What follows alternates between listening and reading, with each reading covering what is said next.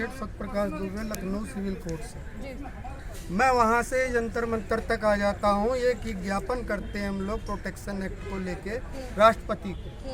इसकी गंभीरता को यूँ समझेंगे, कुछ मामले में आपको याद दिलाना चाहूँगा। 2023 की घटनाएं हैं, जैसे कि सुल्तानपुर उत्तर प्रदेश में एक अधिवक्ता को गोली मार दी जाती है। गाजियाबाद में उसके चैम्बर में अधिवक्ता को गोली मार दी जाती है। हापुड़ में महिला अधिवक्ता पुरुष अधिवक्ता को लाठियों से बर्बरता से पुलिस मारती है। हमारे यहाँ एक तहसील है मोहनलालगंज लखनऊ में, जहाँ पुलिस बर्बरता से वकीलों को लाठियों से मारती है। इन सब बातों को देखते हुए आज हमारी पूरे प्रदेश नहीं हिंदुस्तान से अधिवक्ताओं की मांग है कि प्रोटेक्शन एक्ट शीघ्र अतिशीघ्र लागू किया जाए। उसको लेके हम यहाँ आए हैं। लेकिन मोदी जी तो कह रहे हैं कि आप यूपी की अगर बात कर रहे हैं, आपने देखा बीजेपी की सरकार है, वहाँ तो 0 टॉलरेंस क्राइम हो रहा है ना, तो फिर आपको क्यों नहीं सुरक्षा मिल रही है? जी। एक अधिवक्ता, आप न्याय प्रणाली को देखते हैं, एक आम आदमी की बात की जाए और काला कोट अगर जंतर मंतर पे आके ये कहता है कि उसको प्रोटेक्शन चाहिए, एक आम अधिवक्ता का भी परिवार है। इस गंभीरता को आपको समझना पड़ेगा।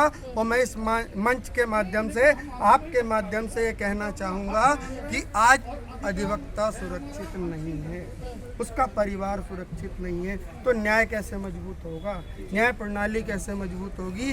शासन, नेता, सबका काम कहने का है। कितना मजबूत कौन है वो आप हमसे बेहतर जानते हैं। अगर हम यहाँ आ गए हैं तो हमारी मजबूती आपके सामने है। ये कह रहे हैं कि अधिवक्ता जो कि वकील, यानी कि अगर वकील ही सुरक्षित नहीं है तो आम आदमी कैसे सुरक्षित रहेगा? क्यों नहीं है सुरक्षित वकील? मैं अंजलि कटियार एडवोकेट लखनऊ में प्रैक्टिस करती हूँ और हमारी ससुराल मेरठ में है। मेरठ में हमारा घर है। अब इसका उदाहरण ही दे रहे हैं हम खुद को रखते हुए। मैं ही भुक्तभोगी हूँ और मैं अब अपना एक पर्सनल मैटर ही बताती हूँ आपको। पिछले 2 महीनों से थाने के चक्कर काटते 1 महीने में मेरी FIR मकान कब्जे की हो पाई। हमारे बेटे को उसकी पिता की डेथ के बाद में जो घर मिला था वो गांव के लोगों ने ताला तोड़ के सारे सामान के साथ में चोरी कर लिया। सारा सामान चोरी कर लिया, मकान में कब्जा कर लिया और मुझे 1 महीने मंदिर में सोने पे मजबूर होना पड़ा। मैं 1 महीने मंदिर में सोई हूँ, तब मेरी FIR लिखी गई है। आज वो एक्यूज जेल में है। क्राइम नंबर 270 सरूरपुर थाने का मैटर है। बीना पवार करके नाम है।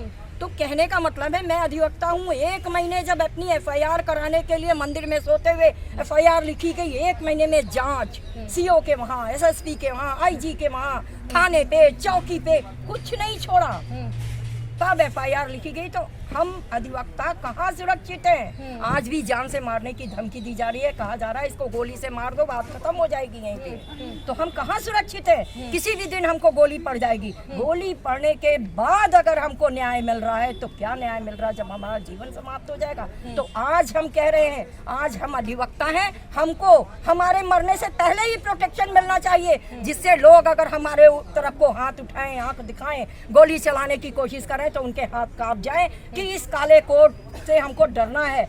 ये जो काला कोट दूसरों को न्याय देता है, न्याय दिलाता है, न्याय की बात करता है, इसके ऊपर हमको प्रहार नहीं करना है। या हम किसी थाने में या कहीं जाते हैं तो एक पुलिस वाला हमसे बदतमीजी से ना बोले, हमारी बात को सुने और जैसे दूसरों के लिए काम करता है वैसे हमारे लिए भी काम करे। ऐसा नहीं है कि वो कह दे कि हम काला कोट पहने हम अधिवक्ता हैं जो झूठी FIR लिखाने आए हैं। ऐसा नहीं होना चाहिए। ऐसा अगर हमारे प्रोटेक्शन एक्ट हमारे लिए बन जाएगा और हर चीज़ों के लिए एक एक्ट होगा तो लोग दूसरे डरेंगे कि हमको इसको आंख दिखा रहे हैं या इसके ऊपर वार कर रहे हैं, तो हमारे खिलाफ भी कुछ हो सकता है। हम सुरक्षित नहीं हैं, हमारे परिवार सुरक्षित नहीं है। कहीं भी किसी भी अधिवक्ता को यूनिफॉर्म में गोली मार दी जाती है, उसके चैम्बर में गोली मार दी जाती है, न्याय के कक्ष में जहाँ न्यायालय बैठी हुई है वहाँ गोली मार दी जाती है, तो हम कहाँ सुरक्षित हैं? हाँ, आप कह रहे हैं माननीय प्रधानमंत्री जी, माननीय मुख्यमंत्री जी जो है न्याय की व्यवस्था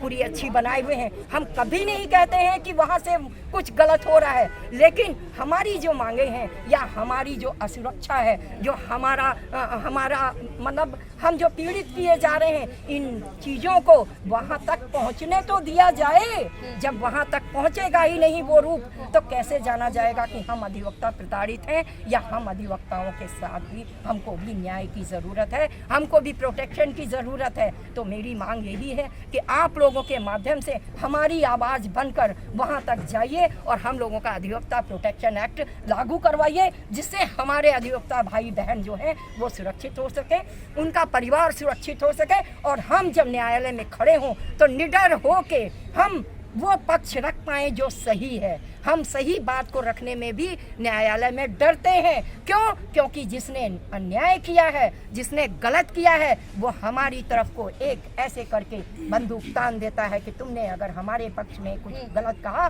तो मैं मार दूंगा। तो हम लोग कहाँ से न्याय कर सकते हैं? हमारी न्याय की आवाज़ आप बनिए और हमारी आवाज़ को वहाँ तक पहुँचाइए और अधिवक्ता प्रोटेक्शन एक्ट को लागू करवाइए। यही आप लोगों से हमारी विनती है, यही आप लोगों से हमारा। अगर एडवोकेट प्रोटेक्शन एक्ट नहीं लागू होता है तब क्या करेंगे आप? जी जी जी जी जी जी अगर ये लागू नहीं करते, हमारी बात नहीं सुनते, न्याय की स्थिति आज आप जानते हैं। आप खुद कहते हैं कि जब भी कोई वाद होता है उस पर तारीख पे तारीख, एक मुकदमा हम किसी के खिलाफ लड़ते हैं, पीछे से फोन आ जाता है आप इस बात से बाहर हो जाइए, नहीं तो आपको खत्म कर दिया जाएगा। हमारा परिवार अनसिक्योर है। आज हम इस मंच पे आए हैं, नहीं होगा तो इसको आमरण अनशन तक ले जाएंगे। हमारी बात नहीं सुनी जाएगी। संवैधानिक तरीके से हम अपनी बात रख रहे हैं और संविधान में सबको अधिकार है। लेकिन मैं ये पूछना चाहती हूँ, जैसे कि अभी आपने कहा था कि हम पीड़ित हैं, वकील ही न्यायालय में होते हैं और वकीलों का ही राज चलता है। हमने तो ये सुना है कि वकील ही घुमाते हैं सारी चीजें, तो फिर आप पीड़ित कैसे हुए? अब आप जो ये कह रहे हैं कि वकील ही घुमाते हैं, ये देखिए न्यायालय में पक्ष रखने का हमारा तरीका होता है। घुमाने का मतलब नहीं है कि हम वहाँ पर खड़े होकर गलत काम करते हैं या गलत वर्जन पेश करते हैं। हम वही कहते हैं जो हमारे सामने लिख कर आता है। आप मेरी बात को ऑफेंसिव ना ले, मैं ये कहना चाहती हूँ कि जब एक वकील सुरक्षित नहीं है, आप क्योंकि सारा न्यायालय में वकील ही है, आम आदमी वकील के पास ही जाता है, तो अगर वकील सुरक्षित नहीं है तो आम आदमी को कैसे इंसाफ मिलेगा? जी जी जी जी जी हम तो सुरक्षा दे रहे हैं ना उनको, जो हमारे पास आ रहा है उसको तो हम सुरक्षा दे रहे हैं ना। उसको हम सुरक्षित तौर पे न्यायालय में भी ले जाते हैं, उसका वर्जन भी वहाँ पेश करते हैं, उसको न्याय भी दिलाते हैं।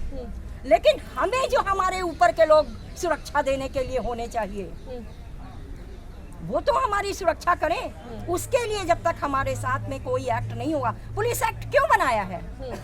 पुलिस को तो भी तो प्रोटेक्शन दे रखा है। अगर एक शब्द हम उनको कह देते हैं तो हमारे पास ये सेक्शन लग जाएगा, हमारे ऊपर वो सेक्शन। तो अधिवक्ता एक्ट क्यों नहीं, अधिवक्ता प्रोटेक्शन एक्ट क्यों नहीं होना चाहिए?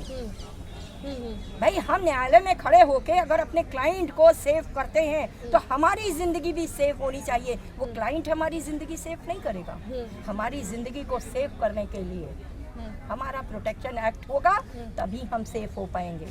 लेकिन पुलिस कहती है, जैसे कि आपको पता होगा 30,000 मामला आपने सुना होगा, पुलिस कहती है कि अगर हम कोर्ट जाते हैं वहाँ वकीलों की मनमानी चलती है। इस पर क्या कहेंगे आप? मैं इतना ही कहना चाहूँगा कि आज अगर ये खाकी वर्दी पुलिस आपको कहती है कि वकील अपना मनमाना काम करते हैं, तो आप इस माध्यम से थानों में जाके देखिए थानों की क्या परिस्थिति है।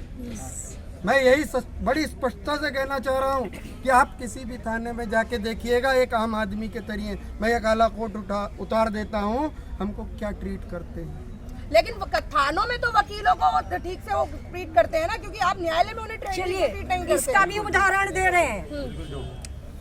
मेरठ में एक सरधना तहसील है। सरधना तहसील में एक सरूरपुर थाना है सरूरपुर खुर्द, वहाँ एक जसड़ गांव है, उस जसड़ गांव में हमारी ससुराल है। पिछले 1.5 साल से मदर की डेथ के बीमार होने में और डेथ होने में मैं नहीं आ पाई, तो वहाँ के गांव के लोगों ने मेरे घर का ताला तोड़ के मेरा सामान चोरी करके कब्जा कर लिया।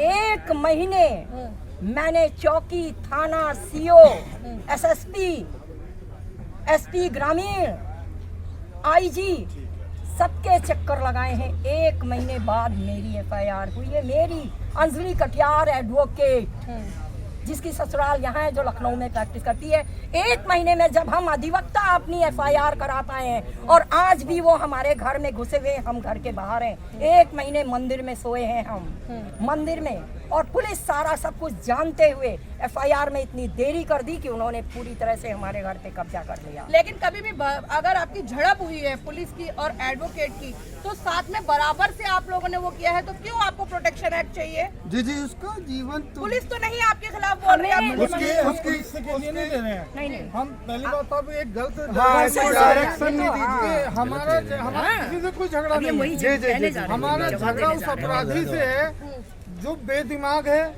जो हमारे प्रति एक नफरत की मानसिकता बना चुका है, और वो हमें सीधा मारने के लिए अटैक करता है। तो आप एक बात बताइए, जब हम जिंदा होंगे तभी तो हम न्याय ले सकेंगे या न्याय हमारा दिला परिवार सकेंगे। सिक्योर होगा।